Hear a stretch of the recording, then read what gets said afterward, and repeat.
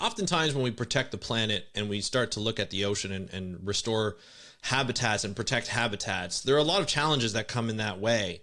And oftentimes we have to automate things to make sure that we can do things more efficiently and quicker. Today is one of those times where we are looking at a project from Project Seagrass to have a seed harvester to help gather seeds from seagrass meadows and be able to help use those seeds to restore in other places, because there are a lot of seagrass habitats to this day that are still being degraded and we need to restore them.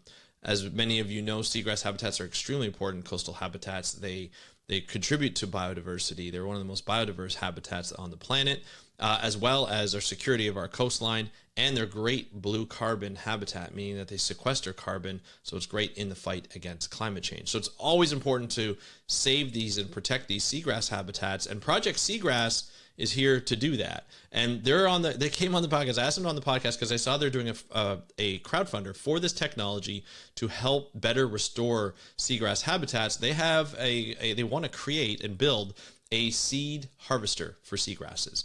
And I think it was important to help them with their crowdfunder. So I thought I'd have Dr. Richard Unsworth, who is the scientific officer, the chief scientific officer for Seagrass, Project Seagrass, on the podcast to discuss this project and this crowdfunder so that you can have more information. And if you feel comfortable and you're able to, I recommend you donate. I'm going to be donating as well.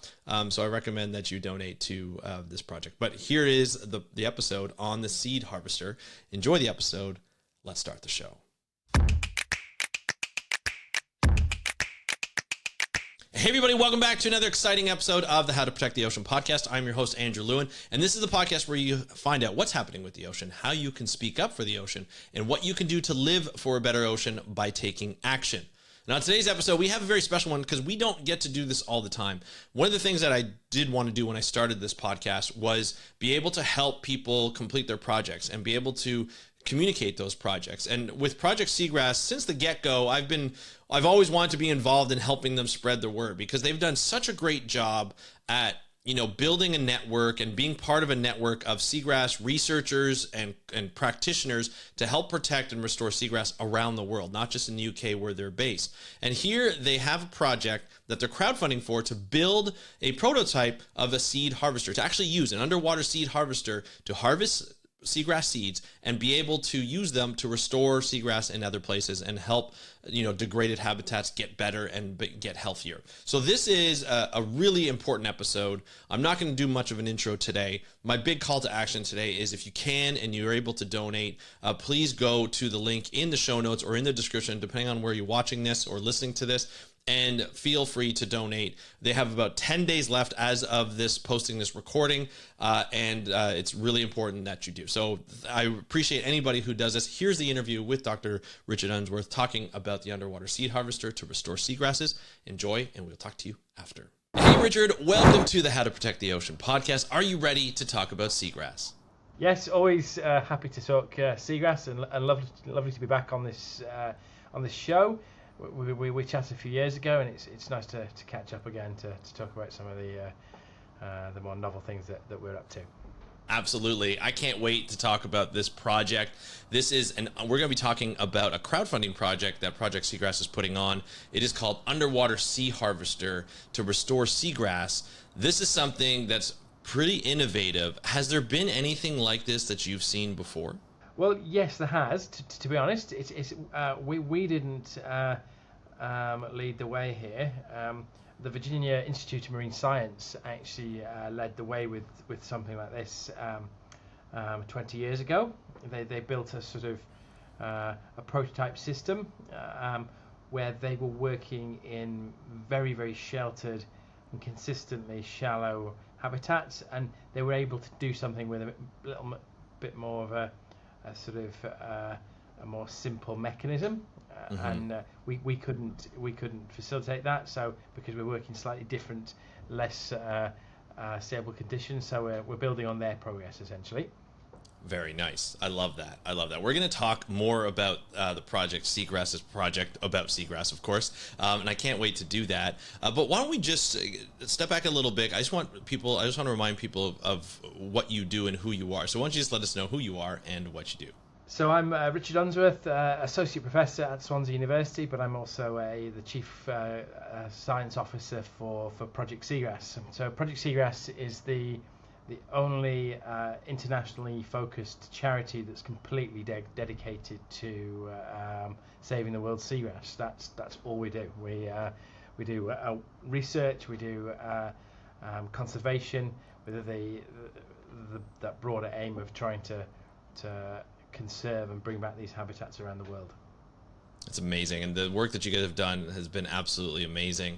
You continue to lead. I feel like a lot of the I guess that the initiatives that are going around with seagrass. I mean, we've had a lot of your team on the podcast in the past to talk about, you know, mapping seagrass and sort of working at workshops with seagrass, and it's been absolutely amazing to see the progress of the organization just growing and building. And I just I love seeing that. So it's super happy to have you back to be able to talk about another incredible project. So where did this? So the idea, I guess, came from this initial prototype, but where did it build off from? Like, why did you guys decide, hey, this is something that we can build upon, and let's try putting ourselves in the tech world a little bit and build on what that first prototype? So as it stands, each year we and other organisations send lots of people out into the shallow waters around Europe, America, other places around the world, collecting seagrass seeds. Yeah, these seagrass seeds are not like, you're not picking individual seeds, but you're picking a spathe of seeds. Okay. Think of something a bit more analogous to a group of seeds on a stem of wheat. Yeah. Mm-hmm.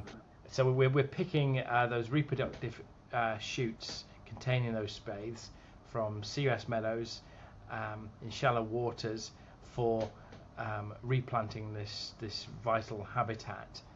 And sometimes that's people wading in shallow water, sometimes it's people snorkeling, sometimes it's people diving. But the reality here is that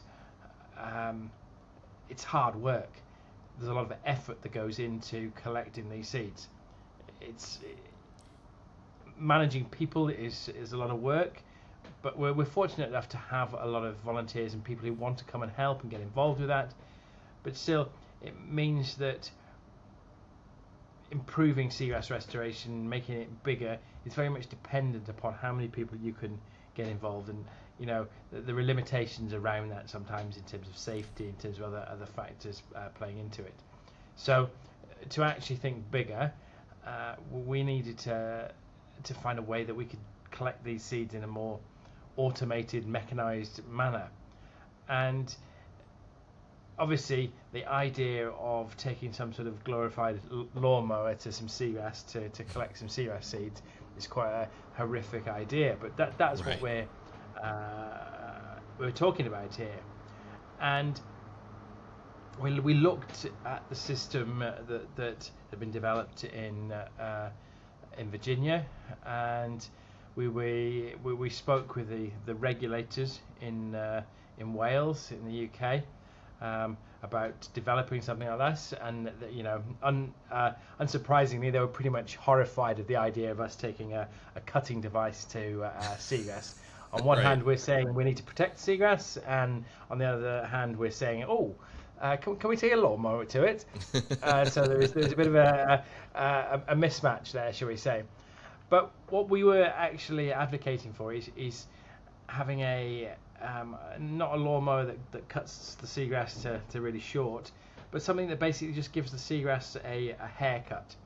And gotcha. That haircut is a sort of 20 centimetre depth length of seagrass. And the idea here is that particular part of the summer period, you get a huge bloom of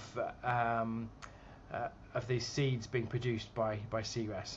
And at a particular time of that period, they'll be floating up into the water column, sticking proudly out. Mm-hmm. And at that point in time, if you can basically give the seagrass a haircut at a particular height, then you'll collect a huge amount of these seagrass seeds. But there's this sort of fear of impacting the seagrass. So we had a bit of a step back, and what we did is we developed a very sort of basic prototype, shall we call it, of a cutting machine, and we developed with the regulator in Wales, Natural Resources Wales. Together with them, we developed a whole experimental project of like how we could determine whether this thing was going to impact the seagrass or not. So we had a whole load of Transex lines under the water that we set up that were permanently marked, and we had divers going along some of these with a pair of shears cutting the seagrass. Yeah. We had somewhere we had this sled, this prototype, which was cutting. It didn't operate very well, but it operated enough that we could tow it for 20 meters and cut some seagrass. We compared these different trials against the abundance of natural seagrass that hadn't been impacted. And so we run that program for a couple of years, did it repeat. And what we saw is that there is no impact of that cutter, because basically we're just giving it a haircut. And in some ways, that might be a surprise, but in other ways not, because seagrasses all around the world, whether you're talking about them in the tropics or you're talking about them in temperate climes, they're grazed. Animals like to eat seagrass. Of course. So we have Brent geese in the temperate realm, and some of our colleagues who work on the Isle of Wight were recently down there, and they witnessed lots of swans grazing, chomping away all afternoon at the seagrass. In the tropics, we see dugongs, we see turtles, there's some types of fish. So it's not really a surprise that if you chop the seagrass, it grows back. Yeah. Right. And we're not digging up the rhizomes or the roots. We're just basically cutting the shoots to a reduced height. And what we saw is that there is no impact. The seagrass remains healthy. It's doing very well. And when you compare that seagrass against natural populations that haven't been impacted, there is no difference. So it's great to see that, and we've just recently written up all that information into an academic paper, because we thought it was a key point to be able to prove that what we're doing is not impacting the seagrass. Yeah. So we're in this situation. We've got a prototype that it worked a bit, but enough to run the trial. We now had greater assurance that if we did this, we're not going to impact the seagrass. The regulators are beginning to understand that. We're able to get a bit more permission to use a system at larger scale. We just need that system, and that's where this project comes in. Yeah, great project. I would imagine the cutting of the seagrass would almost be a bit of like a pruning in a garden, right? Where you're just pruning. You want it to grow back. What are the rates? And I know it's probably different for each species of seagrass, but what are the rates of growth? Like, do they grow back fairly quickly? When you did that study year over year, did you find like the next year the seagrass was already back above the waterline? Oh, the following year there was no difference. And it was even after we'd cut, it was quite difficult to actually see some of the impacts, because as we were taking a blade over the seagrass, a lot of the seagrass has also been pushed down. So we didn't cut it all. Gotcha. And so you don't tend to see even that much of an impact. But new shoots pop up every few weeks. You'll get, like in the height of summer, they'll be growing very rapidly. Over a few weeks period, you're going to get 3-4 centimeters of growth on a shoot. So it's like, really, really rapid turnover. So cut it, and so long as you're not damaging the actual root, the rhizome that's underpinning it, then you're just giving it a haircut, and it'll come back. Fantastic. Now, for the seeds that you do collect, and on a right, whether it's by humans, harvesting them, or the seed collector, what do you do with the seeds afterwards? So at Project Seagrass, we have a whole range of programs around the UK. Some of those are very applied restoration, where we're trying to actually conduct large-scale restoration. Mm-hmm. Some of them are very experimental, where we're trying to learn about some of the intricacies in the ways we replant seagrass. But broadly, all that seed is being used to bring back these habitats, because whether it's in the UK, whether it's in Indonesia, whether it's in Japan, wherever around the world, we have seen huge amounts of seagrass loss. Seagrass is often referred to as the canary in the coal mine, or the canary in the ocean, really. Where we've lost seagrass, it's really an indicator of the quality of the environment that it's living in. And unfortunately, we've degraded our coasts all around the world, and we continue to do this. It's not it's not like just a historic thing, and there was a lot of historic loss, but it's something that is ongoing. We continue to see it. Obviously I work in the UK for a lot of my time, and so there's a lot of focus there. But we see harbours, estuaries where seagrass is declining because of poor water quality. But what we're now doing is we're trying to bring back seagrass in places where the environment has improved. So there's lots of places where it disappeared a long time ago, or the environments have changed in lots of places. So just because it was damaged here doesn't mean we can't plant it over there if the environment is right for it now. So we're trying to replant these habitats, bring them back so they can form important fish habitats, support biodiversity, support climate change, all sorts of different factors that seagrasses play into. Yeah, for sure, and which is all admirable. We need seagrass for a lot of different reasons. As we've heard from Project Seagrass before, looking at biodiversity, as it's a huge biodiversity haven for a lot of different species. It's blue carbon habitats as well being used for that. It's just secure, it's good for coastal security as well as feeding other habitats and whatnot. Seagrass is probably one of the most important habitats that we see all over the world, like you mentioned before, temperate and tropical areas, and they definitely need a lot of protection because we don't see them all the time. Probably we don't recognize that they're being disturbed quite a bit and basically degraded. Out of sight, out of mind. Yeah, exactly.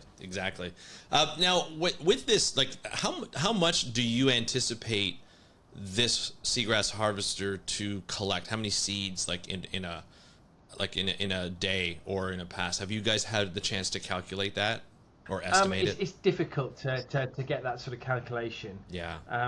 But broadly, what we do know is that in a healthy seagrass meadow, sometimes you have anywhere between 100 and 10,000 seeds per meter squared. Right.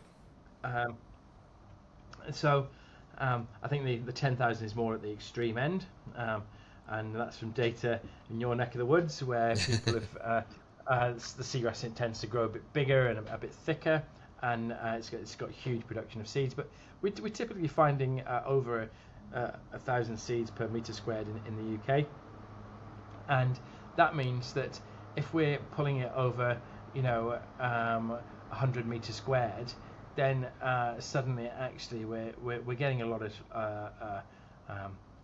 seeds, and if we take it over bigger areas, then maybe we're picking up millions of seeds.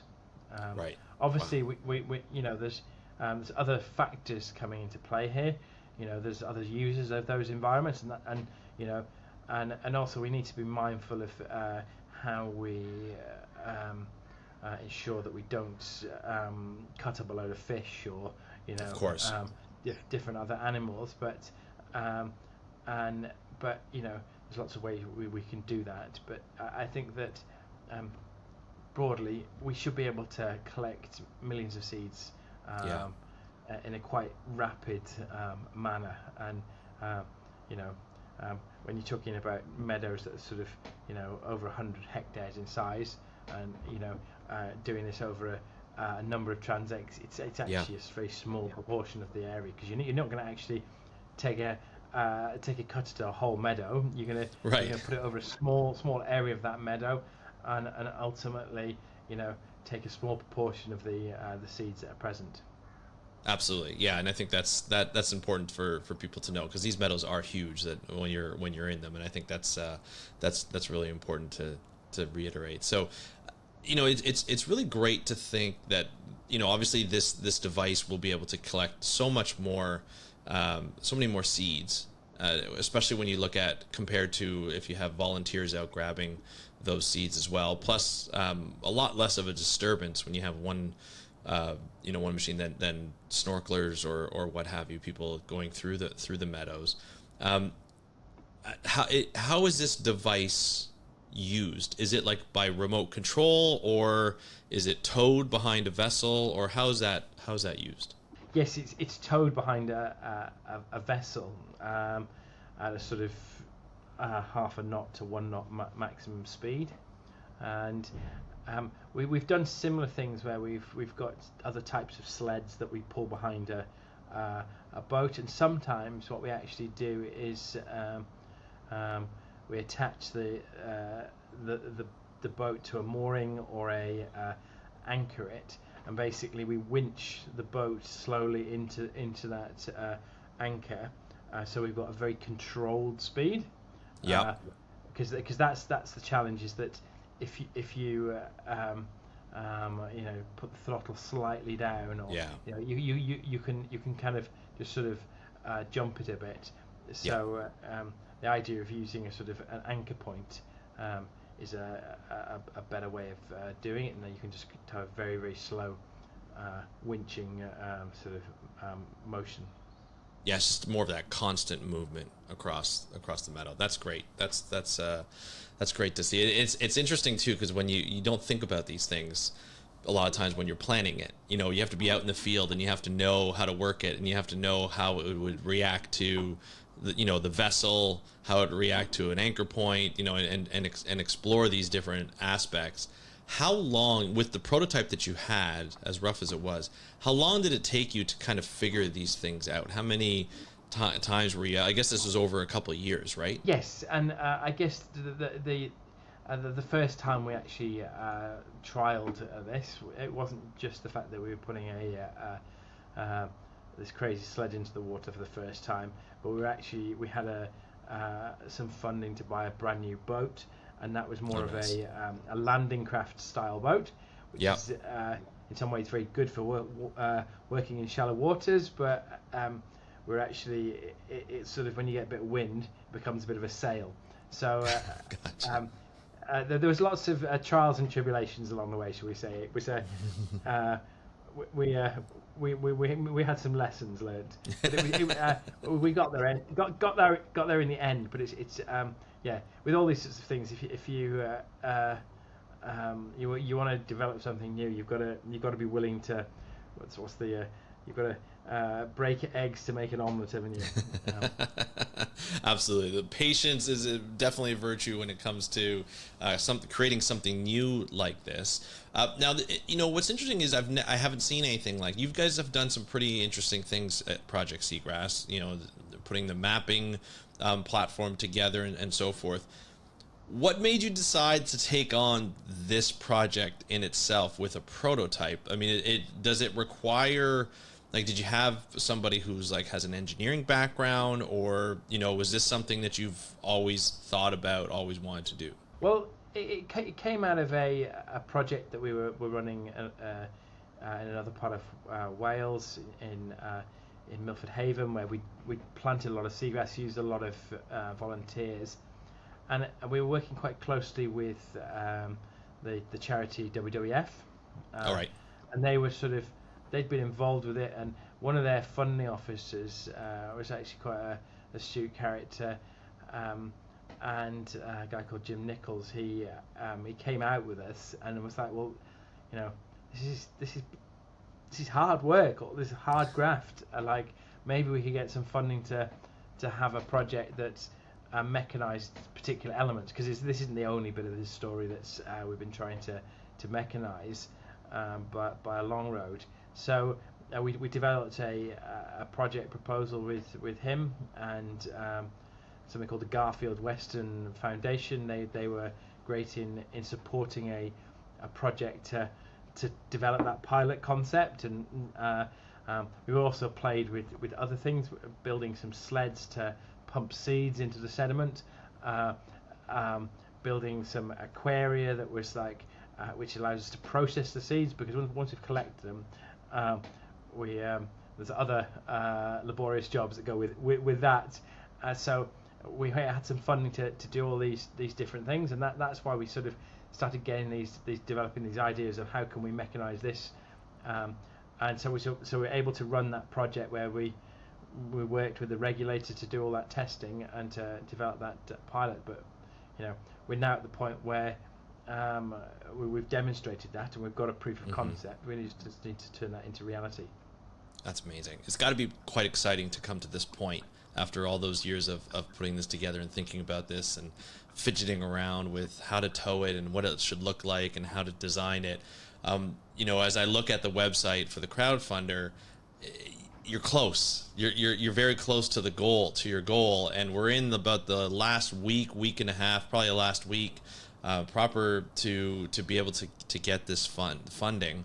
Once you get this funding, and we're going to say when, because I'm confident that you'll get it, because I know a lot of people in our audience would love to be a part of seeing this story develop as a microfunder and so forth.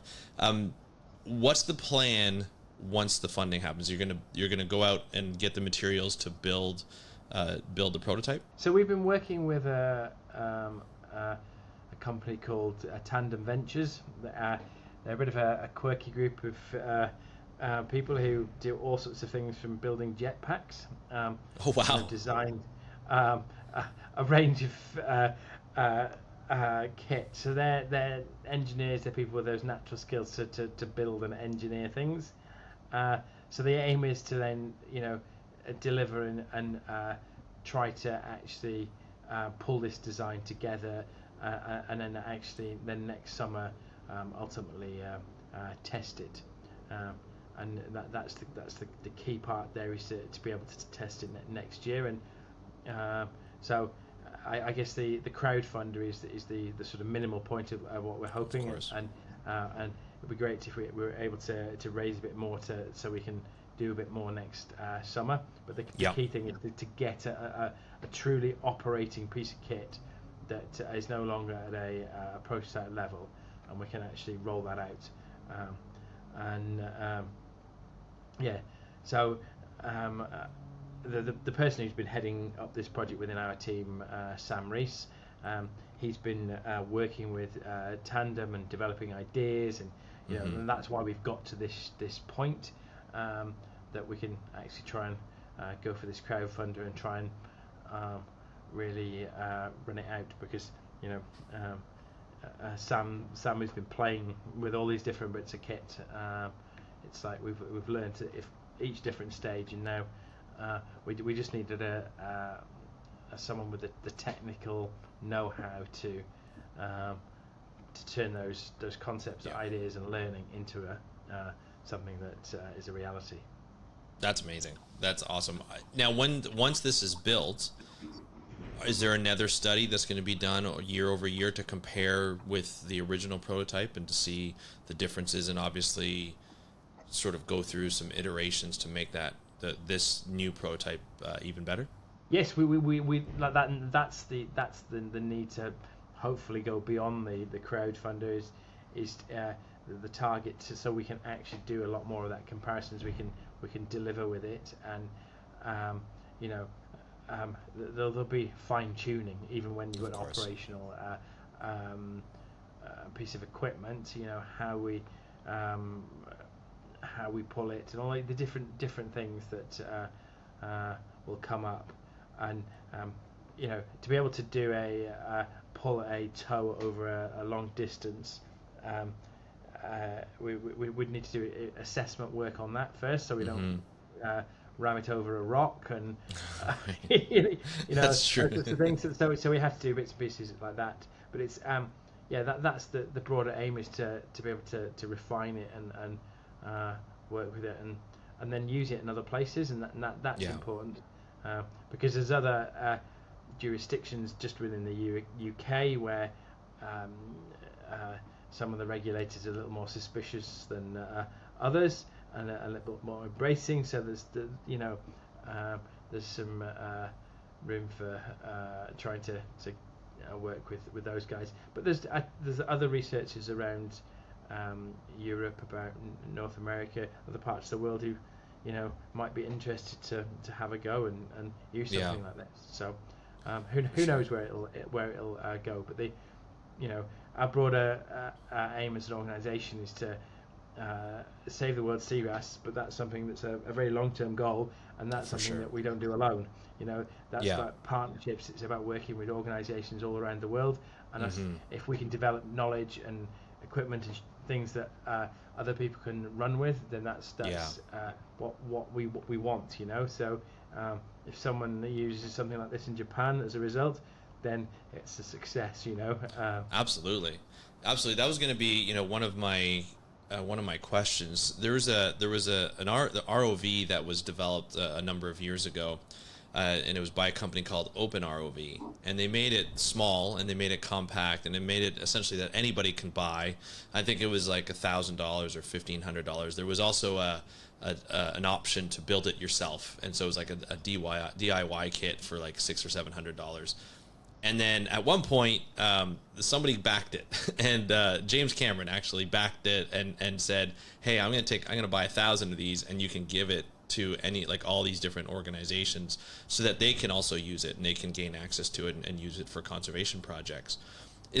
I know that we're in the very beginning stages of this prototype, trying to get it funding and built, so that it's usable. But is that the idea going forward? As you mentioned, if somebody in Japan wants to do it or somebody in Indonesia wants to use something very similar to that, is that in the future plans of saying, if we can make this really compact and make it easy to either build or use by other people, this is something that could be commercialized and shared with a lot of other people in different countries who are doing similar work to you? I don't think we'd want to commercialize it per se, because I don't think that we're a charity. We wouldn't be trying to make of course sorry ourselves. But if we could share it with others, then yes, absolutely. And one of our big things is about knowledge sharing, and it's important that as scientists you write things up, you share it, and it doesn't matter sometimes whether that's a success or a failure. You need to share it, and we'd love to be able to give it to others. It won't be a global tool, because seagrasses in some parts of the world don't grow in the same way that you can collect the seeds in this manner. So a lot of the tropical seagrasses don't produce seed in the same way, so it's gotcha. It wouldn't necessarily equate, but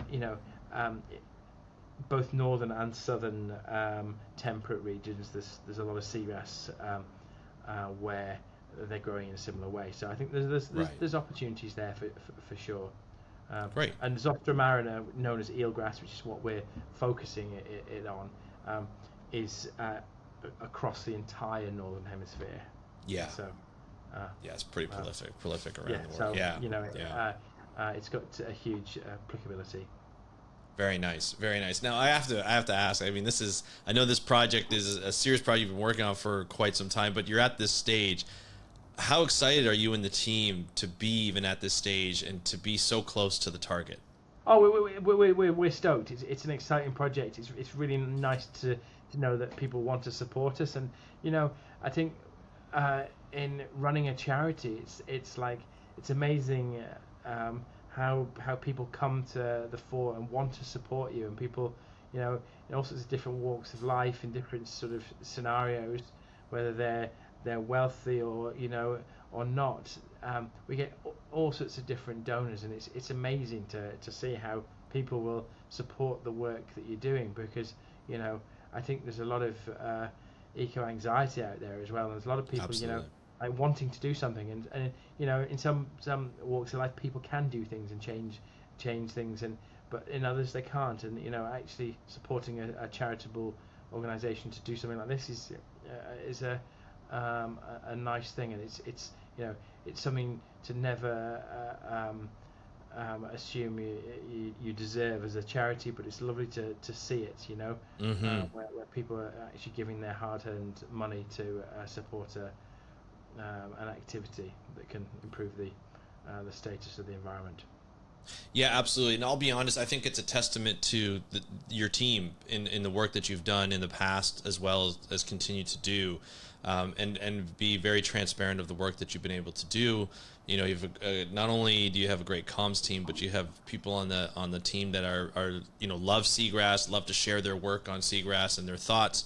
And I think that's really helped gather your more eyes on the work that you're doing, and it's showing already in this part. There's still quite a ways to go, and there's 11 days left as of this recording, and I think we're going to be publishing when there's 10 days left. So I want to tell people, like, I've got a lot of people who are like, hey, I don't have money, I don't have a lot of money to donate to large projects, but this is a way. The crowdfunding for things like this is a way that you can donate little pieces, like little bits and bits, and it'll go towards a larger project that can help restore seagrasses in the future. I think this is an investment that's definitely worthwhile.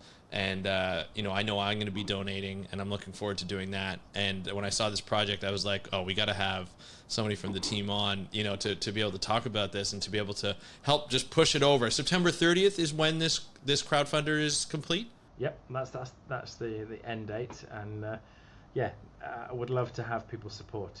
It's hugely Absolutely. appreciated. And, we're aware that, it's never easy to give hard-earned funds away, but it's hugely appreciated when people do. Yeah, absolutely. And I've done episodes before on sort of eco-anxiety, climate anxiety, and this is part of how you can help, and how you can ease off some of that anxiety. Is like, there are people out there that are doing some great work and doing their best to help with the planet, help with the environment, and restore seagrass is part of that. As I mentioned at the beginning, it's great as a habitat for biodiversity, as well as a blue carbon habitat to help sequester carbon out of the atmosphere. And so this is going to be an important investment into our future. So I highly recommend people to donate. So to do that, I'm going to put a link in the show notes, and people can go over and donate. Do this soon. Don't wait. And even if you see they're getting close to the goal, as Richard said, if they go over, that's okay, because they'll use those funds for more studies and so forth. So don't worry about just getting to the goal. Just donate what you can and what you're able to afford, and let's see this thing get going. And I'm looking forward to seeing its progress. So Richard, thank you so much for joining us on today's episode. We really appreciate the work that you and your team continue to do, and we look forward to having you back on to find out more results from the prototype. Thank you very much for having me, and it's lovely to catch up and hear your podcasts, which are always an interesting addition to lots of journeys I've had driving across Wales. So thanks very much. Awesome. Thank you. We really appreciate it. Yeah. Thank you, Richard, for joining us today on the How to Protect the Ocean podcast. I really appreciate you coming on, explaining why we need a seed harvester, why it's important, how much more efficient it will be, how many more seeds it will collect, and what we need to do, and sort of the call to action of why we need to protect and restore seagrasses, not just in the UK, not just in Canada, not just in the US, but all over the world. And I really appreciate the work that Project Seagrass have done. You and your team have been fantastic. And this crowdfunder at this point is 71% funded at this point of this recording. And I'm hoping it'll be funded for beyond 100%.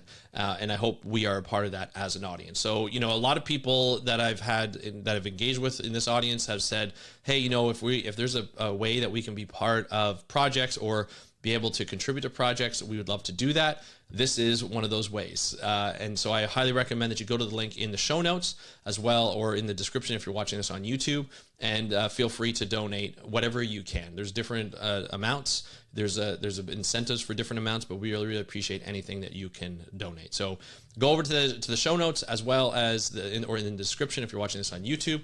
And I want to thank you so much for joining me on today's episode of the How to Protect the Ocean podcast. Thank you so much for your donation. If you decide to donate, if you can donate, and just listening. I really appreciate you just listening to this. And if you know people who are interested in this kind of stuff, just share it around and maybe they will donate as well and support this project. So thank you so much for joining me on today's episode of the How to Protect the Ocean podcast. I'm your host, Andrew Lewin. Have a great day. We'll talk to you next time, and happy conservation.